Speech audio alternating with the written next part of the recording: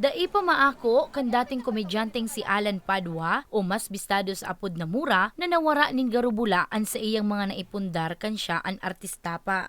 Banggi ka na kaaging Sabado, Abril 27, kan matumtum kaya nin kalayo an sa indang harong sa Purok 3, Barangay Tupas, Ligao City. Sabi ni Mura, dipisil akuon an pangyayari, urog pang ituon gabos na naipundar niya. Labi man ang sa iyang panghihinayang, huli tamagin ang tipon niya sa alkansya, dai niya na nakuwang isalbar pa. Yung ano lang namin, yung cellphone ko lang yung naligtas ko, saka yung kunting damit ko din na storage box, yun lang na kinaligtas namin. Yung the rest, yung ibang naligtas namin, yung sa ano lang, kusina, yung katago-tago ko na alahas na wala din eh. Sabi may tutulong din daw. Pupunta rin doon sa bahay daw kasi gusto din nila sila mag-abot ng tulong mismo. Ayaw nilang daladala kung saan-saan daw. Ewan ko lang kung totoo. Sana totoo.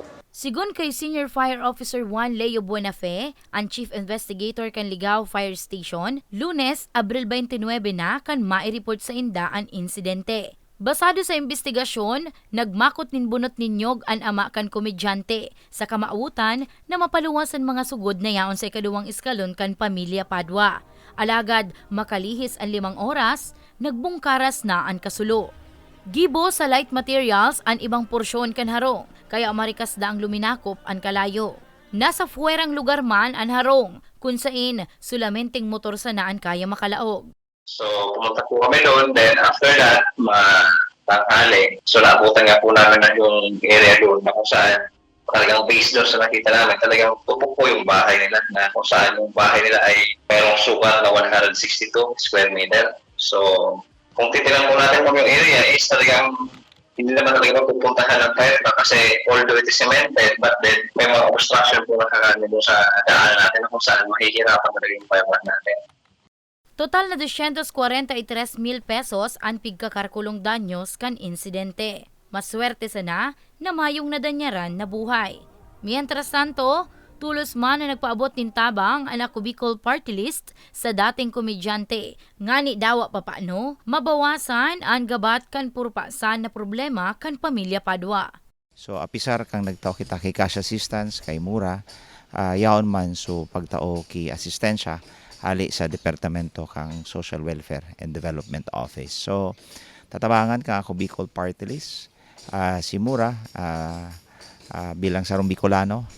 And at the same time, saro man na nagtao ki orgulyo sa satuyang riyon kang siya artista pa asin pinasikat niya ang sa iyang kumbaga sa iyang identity na hali sa Bicol region.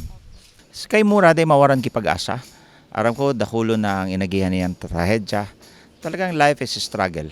But kung may pinangangaputan ka, lalong-lalo na ang makusog na pagtubod sa tuyang mahal na Diyos, then you will always be guided and you will always be comforted na igwaki sarong makapangyarihan, which is above all, the Almighty God who will always support and guide us and comfort us in times of needs.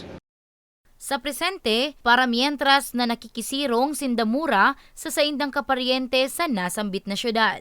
Sa mga maawot na magtabang kay Mura, makipagkoordinar sana sa saindang punong barangay na si Rolly Orlina. Para sa mga baretang Tatak Bicol, Danica Garcia.